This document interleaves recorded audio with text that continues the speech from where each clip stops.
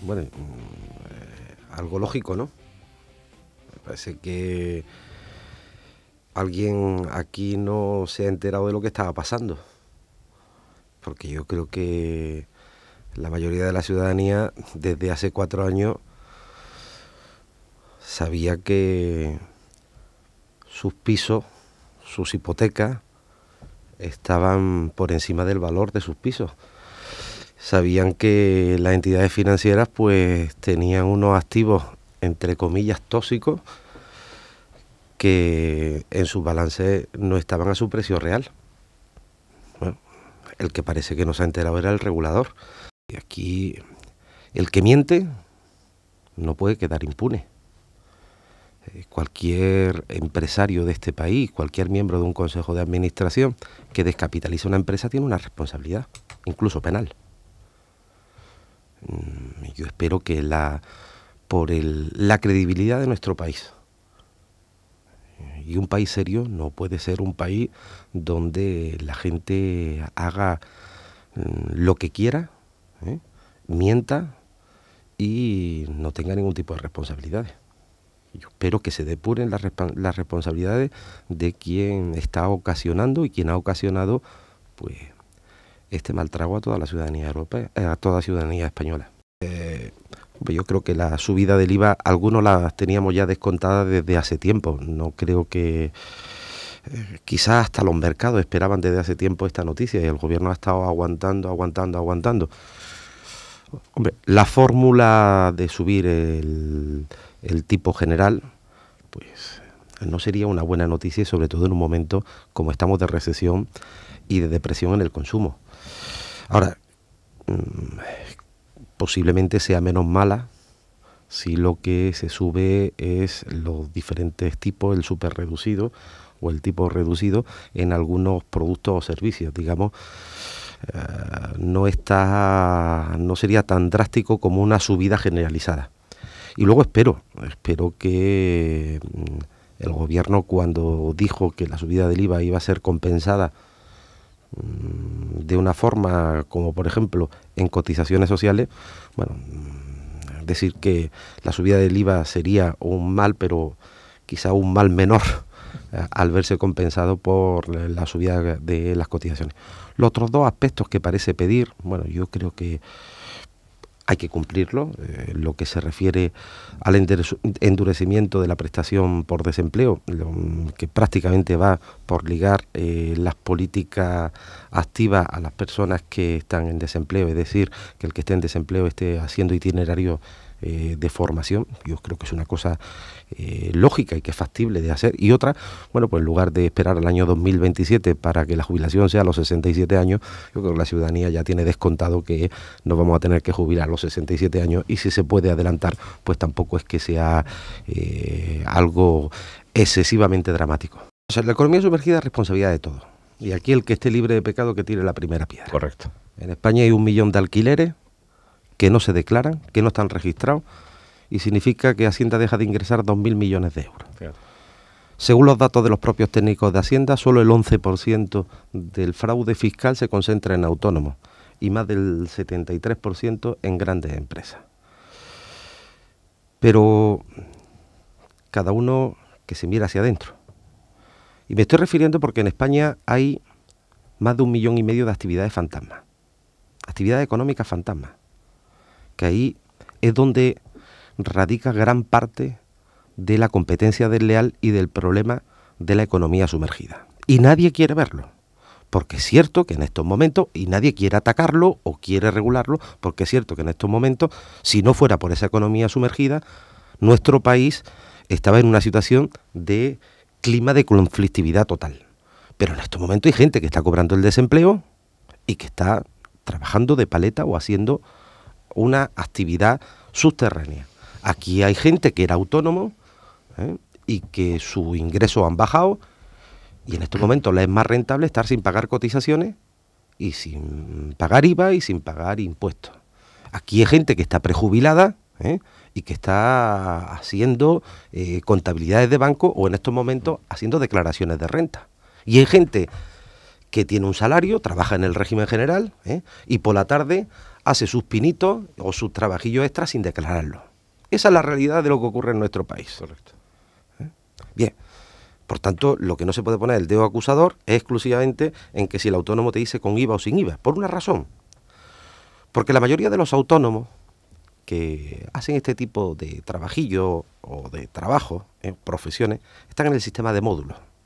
Y en el sistema de módulos, cuando se trabaja directamente con un particular, da igual hacer una que 1 millón de facturas, porque pagas el mismo IVA. Ahora, el que dice con IVA o sin IVA, es aquel que no es autónomo y que desde luego no puede facturar con IVA. Y si tiene que facturar con IVA, va a buscarse a otra persona que le haga la factura. Pero no olvidemos, vuelvo a decir, esto es responsabilidad de todos. Porque detrás de un autónomo que pregunta con IVA o sin IVA, hay un cliente que paga con IVA o sin IVA. Que paga con IVA o sin IVA. Correcto. Yo creo que esto nos tiene que llevar a la sociedad en general, a las administraciones, a como ocurre en otros países de nuestra Unión Europea, ¿no?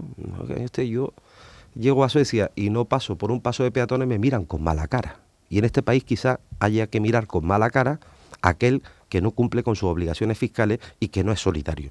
Porque si en estos momentos no remamos todos juntos, mal vamos. Y desde luego, si es verdad, yo lo he dicho con los temas de la reforma laboral, ¿no? Lo digo también con los temas fiscales. Todo lo que sea una sobreprotección, todo lo que sea una sobretributación, significa que habrá más gente que busque escapatoria, una subida del IVA,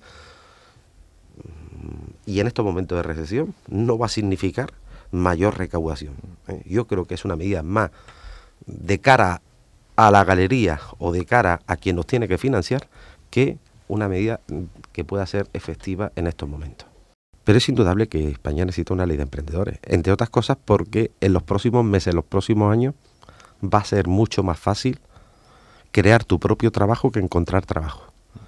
Y por tanto, como va a ser más fácil crear tu propio trabajo, hay que poner los mecanismos y la administración tiene que poner esa alfombra roja que tanto le gusta nombrar para que aquel que vaya a crear su propio trabajo lo tenga mucho más fácil. Desde luego en ese esqueleto tiene que estar en primer lugar eliminar trabas, con medidas como por ejemplo que se aprobó el viernes de las licencias express, ¿no? Lo que no puede ser es que un joven, una persona quiera crear una actividad o un negocio, tenga que ir a la administración con un navegador para saber a qué ventanilla se tiene que dirigir, ¿no? Eso en estos momentos es inconcebible, ¿no? Pero hay que cambiar la cultura, ¿no? La cultura en nuestro país. Estas cosas pueden ser muy duras, ¿no? Pero, oiga, nacemos y en la cuna nos ponen una carta de derechos, pero pocas obligaciones. Nos enseñan para ser asalariados, pero no nos enseñan para crear una empresa o para dar empleo. Nos enseñan para tener un empleo, pero no para dar o crear empleo. Es triste, ¿no? Pero la verdad que el propio legislador olvida diariamente que hay dos formas de estar en el mercado laboral. Una, como un trabajador dependiente, trabajando para una empresa, y otra, pues creando tu propio empleo. Yo creo que en estos momentos, yo no soy amigo de las subvenciones, pero sí es verdad que voy a poner un dato, ¿no? El 80% de los desempleados que capitalizaron el paro en el año 2010, hoy siguen como autónomos. Es decir, hay medidas que tienen una eficacia plena. Cuando la mortalidad está que en los 3 años no llegan al 50%, vemos que quien ha capitalizado el paro para montar un negocio, el 80% sigue al 3er año. Es decir, todo lo que son bonificaciones para poner en marcha una actividad o un negocio están dando un buen resultado. Y por tanto, hacia ahí hay que ir para facilitar que haya emprendedores. España necesita emprendedores en estos momentos. Aquí tenemos un problema, en este momento un problema grave, que es la falta de financiación que tiene nuestro país, que tiene Bankia y que tiene pues tu tejido empresarial y su familia. Pero, bueno, pongamos las cosas en su sitio. El 50% del tejido empresarial, 1,5 millones de autónomos, empresarios en España, su necesidad de financiación en estos momentos no supera los 12.000 euros. no supera los 12.000 euros. Es decir, ¿qué es lo que hace falta? Microcréditos, microfinanciación de hasta 12.000 euros. Hoy un emprendedor, su necesidad de financiación está entre 6.000 y 8.000 euros. Bien, ¿cómo podemos llegar a ello? Sabemos que a través de los canales privados, excepto los 2 o 3 primeros bancos, lo van a tener complicado. Y el crédito a corto plazo va a ser difícil. Y no va a haber esa capacidad, aunque habríamos hablado de esos 2 o 3 primeros bancos, no va a haber esa capacidad para poder llegar al tejido empresarial como para tirar del carro de la economía. La otra fórmula, la apuntaban, ¿no? Si ese banco, entre comillas, público que pueda crear Bankia o otras entidades que se insinúa que se puedan adherir ahí, va a jugar ese papel. Pero en tercero, para mí es fundamental que mientras todo esto ocurre, quien tiene que jugar un papel fundamental es el ICO. Sí. Que no tiene que estar solamente para ayudarle con 510 millones de euros ayer a Andalucía, sino que tiene que estar para poner una línea, por ejemplo, de 8.000 millones de euros para que en este país surjan iniciativas emprendedoras.